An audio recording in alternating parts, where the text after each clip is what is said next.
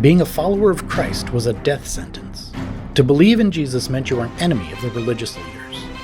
Many people, including Stephen, were killed for their faith. A certain Pharisee named Paul hated these followers of Christ and sought to have them all eliminated. Paul was a wise man, an exceptional Pharisee. In his zeal for the law of Moses, he murdered countless innocent people simply because they believed in the Christ. Paul made a request of the high priest to go to Damascus to persecute the followers of Jesus there, so he took his colleagues and went.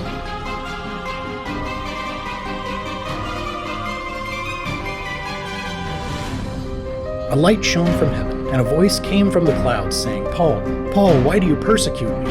Paul replied, "Who are you, Lord?" The voice declared, "I am Jesus, the one you are persecuting." At that moment, Paul went blind. Paul was taken to Damascus, where God sent a man to minister to him. After hearing the gospel, Paul's blindness was lifted, and he believed in Jesus. Immediately, Paul was on fire for Christ, and he began preaching the gospel with his newfound zeal. The very persecutors he once belonged to now persecuted him as a follower of Christ. Before Paul could be arrested, Barnabas pulled Paul to safety and took him to the church.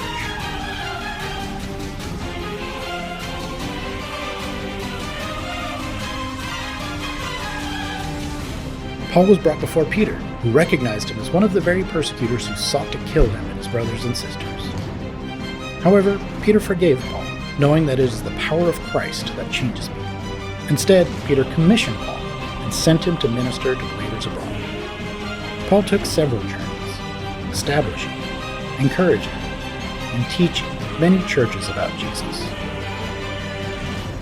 Internal dissension became a problem. Many Jews who believed in Jesus insisted that the Gentiles must become a Jew before they can be saved.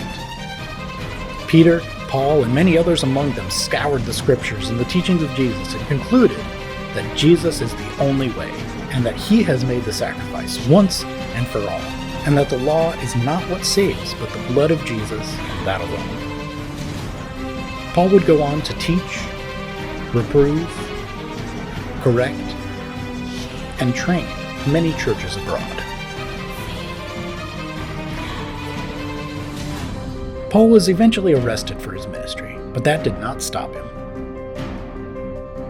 Instead, he wrote letters to be circulated around the various churches, explaining who Jesus was and proving from the scriptures that Jesus is the one they have been waiting for, and he has already come.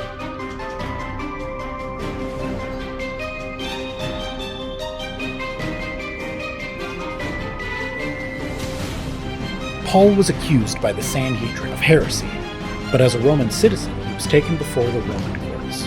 There, none of the Roman officials found any fault in him. "I appeal to Caesar," Paul shouted. The Roman officials were shocked, as they would have let him go if he had not done so. Instead, Paul was ordered to go to Rome and be put before the Roman Emperor Augustus to make his case.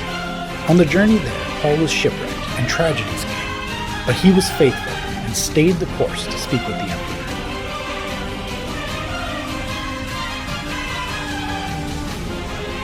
Paul made his case before the emperor concerning his ministry, the truth he now knew. The emperor was pleased and released Paul.